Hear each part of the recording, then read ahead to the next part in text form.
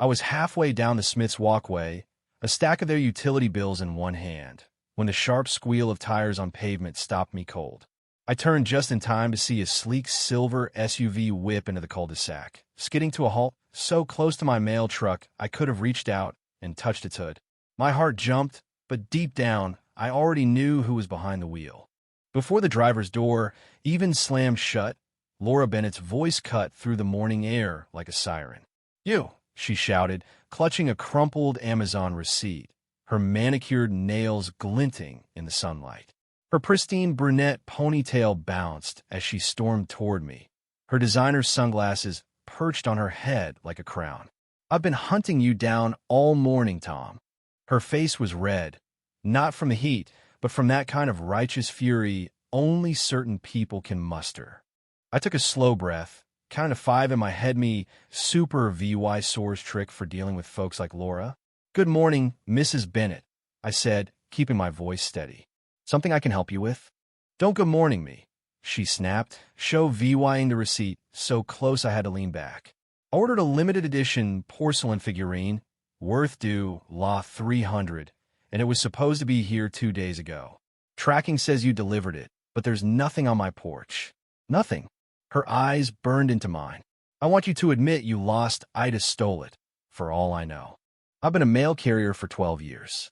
You learn a lot about people when you're slipping their letters and packages into their lives day after day. The old widower, Mr. Thompson, who always offers me iced tea in July. The Lopez family, who just got their adoption papers for their new baby girl. And then there's Laura Bennett, president of the Willow Creek HOA, self-proclaimed queen of this manicured suburban kingdom. In my 3 years on this route, she'd filed 9 complaints about my deliveries. None stuck because I do my job right. But that never stopped her. "Mrs. Bennett," I said, pointing to her own printout, "tracking shows I delivered it to your porch 2 days ago at 2:17 p.m. I remember it clearly. It was marked fragile. I tucked it behind your planter, just like you've asked before." Her eyes narrowed to slits. "Are you calling me a liar? I checked every inch of my property. If you delivered it, where is it? Packages don't just walk off." "Maybe it was the wind," I offered. "Or, unfortunately, theft happens. Have you checked your security cameras?" I knew she had a fancy system installed. She bragged about it in last month's HOA newsletter, preaching about neighborhood safety.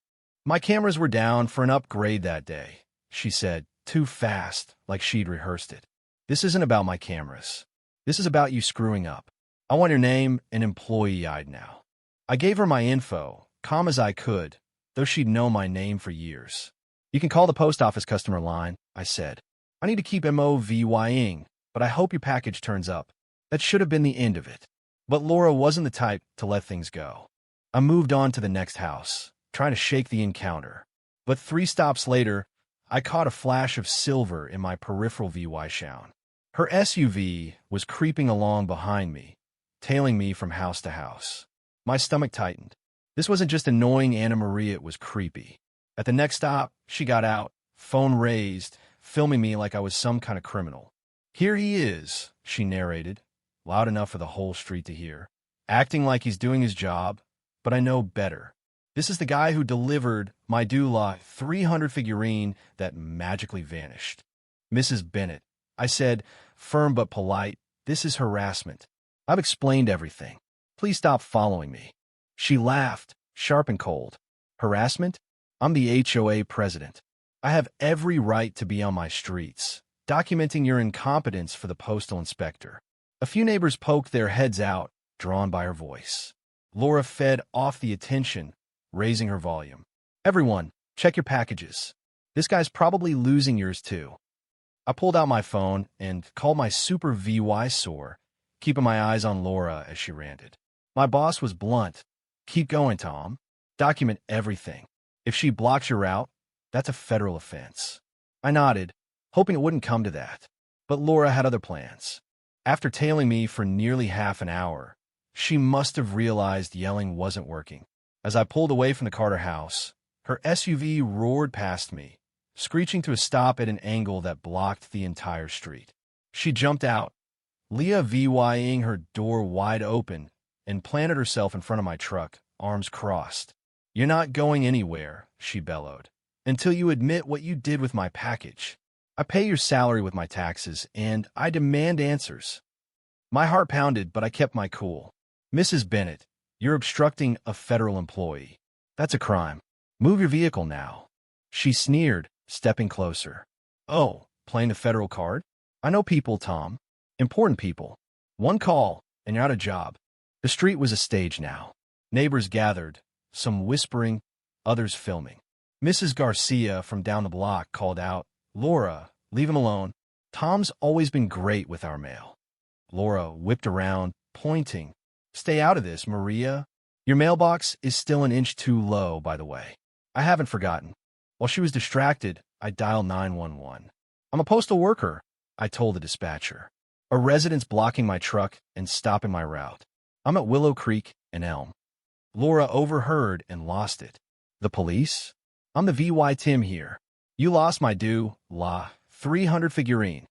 She stormed up to my window, screaming so loud I had to pull the phone away. "He's lying. I'm the HOA president. Do you know who I am?" The dispatcher promised an officer was on the way. I locked my doors per protocol as Laura paced around my truck, yelling at me, the neighbors, and whoever she was frantically calling, probably those important people. 7 agonizing minutes later, Officer Daniels pulled up. I knew him lived on the other side of my route. Always gave me a nod when I passed. His calm presence shifted everything. "All right, what's going on?" he asked, stepping out. Laura didn't let me get a word in, launching into a tirade. "Officer, arrest this man. He stole my package, and now he's threatening me with federal charges for asking questions." Daniels raised a hand. "Ma'am, step back from the vehicle." He turned to me. I laid it out. The delivery 2 days ago, her accusations, the stalking, and now this blockade. Laura kept interrupting. "He's lying. Search his truck. It's probably at his house." "Ma'am," Daniel said, voice like steel, "blocking mail delivery is a federal offense. Move your vehicle now." Laura drew herself up. "Do you know who I am? I'm the president of this HOA. I run this neighborhood. You can't talk to me like that." "I don't care if you're the mayor," Daniel shot back. "You can't block a postal truck. Show me your ID and move your car, or you're under arrest." "Arrest? I have HOA immunity," she declared. So absurd a few neighbors laughed out loud. "These streets are mine, and I can stop anyone I think is suspicious." Daniels didn't flinch. "There's no such thing as HOA immunity. Last warning." Laura jabbed a finger at me. "Why aren't you searching him? I'm the VY Tim." That was it. Daniels had heard enough. "You're under arrest for obstruction and disorderly conduct," he said, pulling out his cuffs. "You can't do this," she shrieked, backing away. "I'm calling my lawyer. I'll sue your whole department." But when the cuffs clicked around her wrists, her voice faltered. The street went quiet, like the air itself was holding its breath. Then, a burst of applause erupted from the crowd. Mrs. Garcia gave me a thumbs up as Daniels led Laura to his cruiser, her protests fading. "This is a mistake. I'm a community leader. You have the right to remain silent," Daniels said, shutting the door. Another officer moved Laura's SUV, and I finally got back to my route, hours behind but lighter than I'd felt all day. 3 days later, I was dropping off mail at Mrs. Garcia's when she flagged me down, holding a battered box. "You won't believe this, Tom," she said. "I found Laura's package in the bushes by our fence. Must have blown over in that storm last week." The label was faded but clear, Laura's address. The figurine inside? Shattered. Word spread fast. Laura faced misdemeanor charges, with fines up to due law 1,000. The HOA board suspended her, and Mr. Thompson told me she sobbed at the meeting, claiming everyone was out to get her. I never got an apology, but I didn't need one. I just kept delivering the mail, same as always. So what do you think? Was Laura just a stressed-out homeowner who went too far? Or did she deserve those cuffs? Should I have handled it differently? Maybe tried harder to de-escalate? And what about the neighbors cheering were they right to clap? Or was that just piling on? Drop your thoughts below. Hit that like button if you felt the drama. And subscribe for more wild stories from the front lines of mail delivery.